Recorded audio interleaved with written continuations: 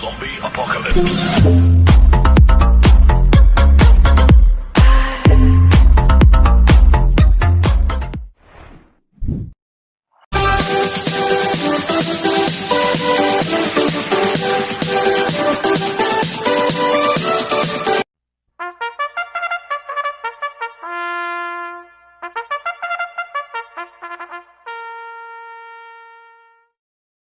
Magandang araw po mga bayang karerista.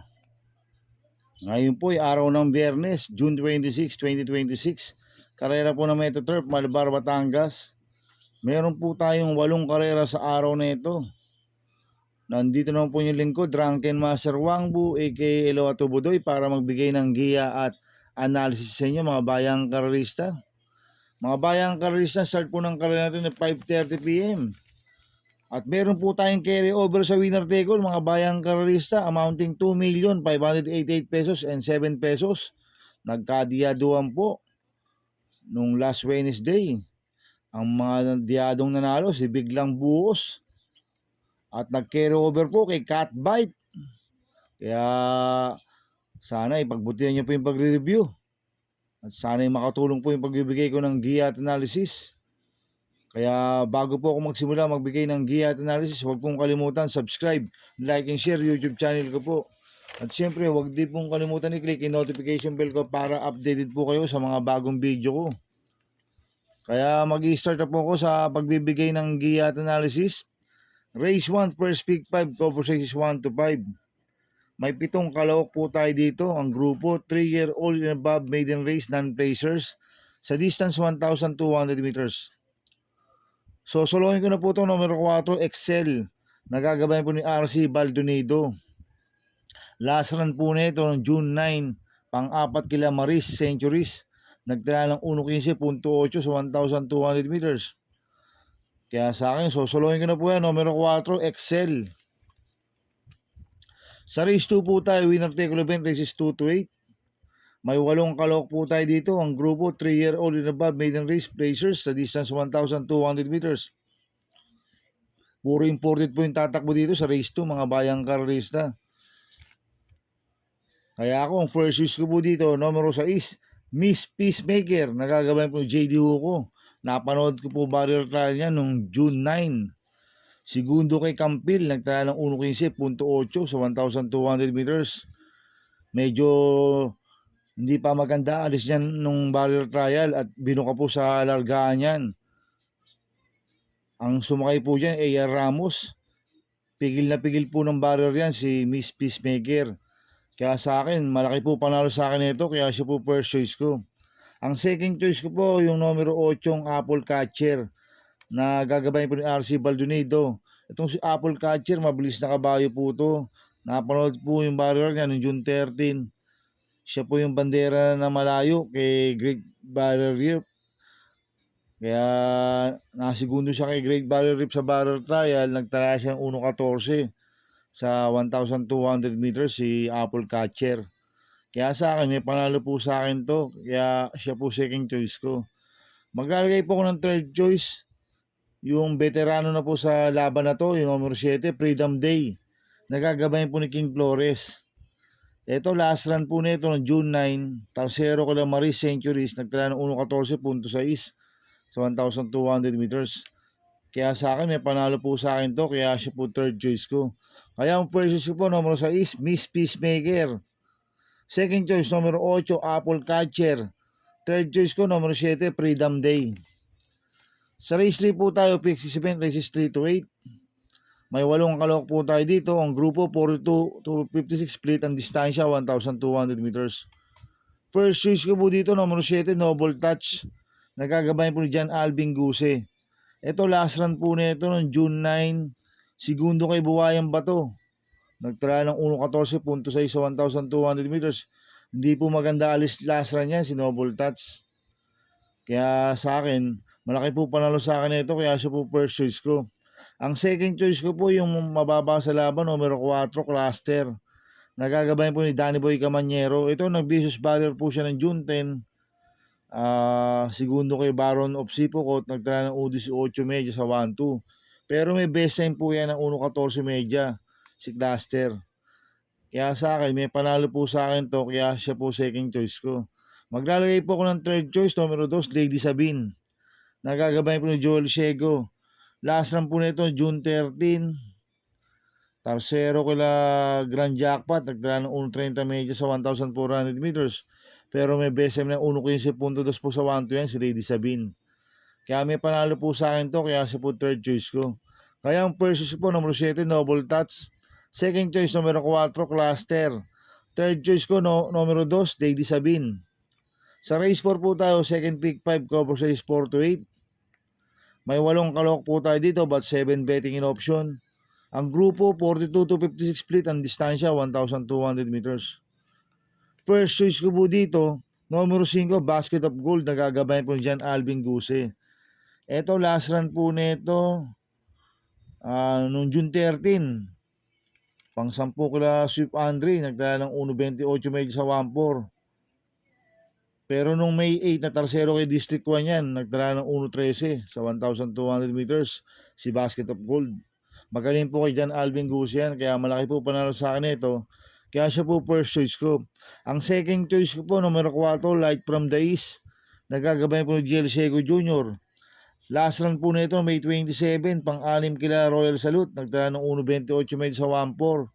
Pero nung March 20, nanalo yan. Nagdala ng 1.12.8 sa 1.2. Si Light from the East. Kaya malaki rin po panalo sa akin ito. Kaya siya po second choice ko. Kaya ang first choice po, numero 5, Basket of Gold. Second choice, numero 4, Light from the East. Sa race 5 po tayo, pick for event, races 5 to 8. May 8 kalok po tayo dito. Ang grupo, 42 to 56 split. Ang distansya, 1,200 meters. First choice ko po dito, numero 8, Spolarium. Na gagabayan po ni John Alvin Guse. Last run po nito no May 29. Talsero ko la Madre Taberna, nagtala ng 1.29 medya sa 1,400 meters. Pero meron best time po ng 1.12.8 po sa 1-2 yan. Si Spolarium at cambio inete, binigay na po kay John Alvin Guse. Lasan James Torque po sumakay dito. Kaya malaki po panalo sa akin ito, kaya siya po first choice ko. Ang second choice ko po, numero 3, Gintong Hari. Nagagabay po ni RC Baldonido.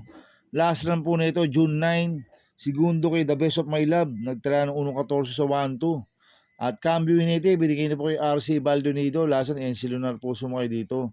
Kaya malaki rin po panalo sa akin ito, kaya siya po second choice ko. Kaya ang first choice po, numero 8, Spolarium. Second choice, numero 3, Gintong Hari. Sa race 6 po tayo. May 8 kalok po tayo dito. Ang grupo, 42 to 56 split. Ang distansya, 1,200 meters. First choice ko po dito, numero 3, Baba Boom. Nagagabay po ni John Alvin Guse. Ito, last run po nito, June 10. Pampito ko lang Ichiran Run. Nagtala ng 1.17 sa 1-2. Pero may best time ng 1.13 medya po sa 1-2 yan, si Baba Boom. Kaya malaki po panalo sa akin ito, kaya siya po first choice ko. Ang second choice ko po, numero 8, Don Pedro. Nagagabay po ni RC Simasio. Last run po nito, tumakbo sa PJC June 17. Pang-anim kila Super Dancer, nagtala ng 1.16 sa 1-2. Pero noong June 10, nakasegundo po kay Jazz Atlat siya, nagtala ng 1.14 sa 1,200 meters. Kaya may panalo po sa akin to, kaya siya po second choice ko. Maglalagay po ako ng third choice sa Pandiado, numero 1, Right or Wrong. Nagagabay po ni Charles Reyes. Last run po nito, June 10. Pang-5 kila Jazz Atlat, nagtala ng 1.15 medya sa 1,200 meters. Pero noong April 15, nakasegundo kay Whirlwind yan. Nagtala ng 1.13 medya sa 1-2. Kaya sa akin, siya po yung third choice ko na Pandiado. Kaya ang first choice ko po, numero 3, Baba Boom. Second choice, numero 8, Don Pedro. Third choice ko na Pandiado, numero 1, Right or Wrong. Sa race 7 po tayo, sa penultimate race. May 7 kalok po tayo dito. Ang grupo, 57 to 70. Sa distansya, 1,200 meters. Itong race 7 na to, tingin ko anybody's race po to, mga bayang karista. Tingin ko lahat to may panalo dahil alos dikit-dikit lang po ang preba nila. Kaya akong first choice ko po dito, numero 3, Field Samor. Nagagabayan po ni Noel Lunar. Last run po nito, tumakbo sa PJC no June 20. Tarsero ko lang Great Chassis, nagdala ng 17 sa 1,300 meters. Kaya malaki po panalo sa akin ito, kaya siya po first choice ko. Ang second choice ko po, numero 5, Victorious Babylin. Nagagabayan po ni JT Pabilik. Last run po nito noong June 21, tumakbo sa PJC. Pampito kila Frugality, nagtala ng U19 sa 1,300 meters.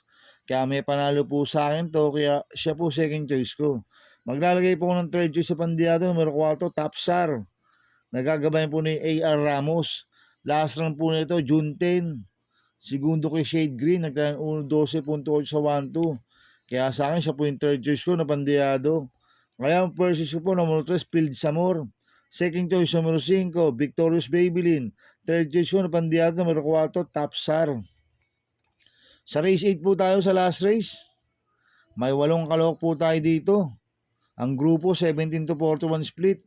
Ang distansya 1,200 meters. First choice ko po dito, numero 4, Gold and Silver. Nagagabayan po ni Noel Lunar. Last run po nito, June 9, Tarsero kala Don Lucas. Nagtala ng 1.15 medya sa 1-2. Kaya malaki po panalo sa akin ito, kaya siya po first choice ko. Ang second choice ko po, number 3, Give Me a Break. Nagagabayan po ni JRD Ocampo. Last run po nito noong June 9, pang-apat kila Don Lucas, nagtala po ng 1.15 medya sa 1-2. At cambio nito, binigay na po kay JRD Ocampo. Last run, si Pension po sumakay dito. Kaya malaki rin po panalo sa akin ito, kaya siya po second choice ko. Maglalagay po ako ng third choice sa Pandiado, numero 7, Imperial Queen. Nagagabayan po ni Contra Denson. Last run po nito, June 9, segundo kay Winning Shot, nagtala ng 1.16 medya sa 1-2, pero may BSM ng 1.15 po sa 1-2 yan, si Imperial Queen. Kaya sa akin, siya po yung third choice ko na Pandiado. Kaya ang first choice ko po, numero 4, Golden Silver. Second choice, numero 3, Give Me a Break. Third choice ko na Pandiado, numero 7, Imperial Queen. Good luck and happy racing, mga bayang karista. Inuulit ko, ito'y gabay ko lang at analysis ko. Pero pagdating sa tayan, kayo pa din na masusunod. Sana ay swertihin tayo at magsitama. Kaya good luck po sa ating lahat, mga bayang karista. Mga bayang karista, shoutout muna ako. Happy racing po sa mga subscriber ko. Maraming salamat po sa inyo. At happy racing po sa mga boss ko. Kay Boss Toto de la Cruz, kay Boss Manuel Chua, kay Boss Manny Caplis, kay Boss Godo Predo, kay Boss Bernard Carpio, kay Ninong Rigor Costada. Happy racing po. Happy racing po sa Maceda Stable, kay Boss Edward Maceda, kay Boss Oliver Maceda, kay Boss Maki Maceda. Happy racing po. At happy racing din po sa mga kagrupo ko sa Team Budoy. At happy racing din po sa mga kagrupo ko sa Ping Ping Boys. Kaya mga bayang karisa, please subscribe my YouTube channel at Budoy 2.0. At sana'y lagi niyo pong panoorin ang ads ko. Huwag niyo pong skip. Kaya maraming salamat po sa inyo and God bless.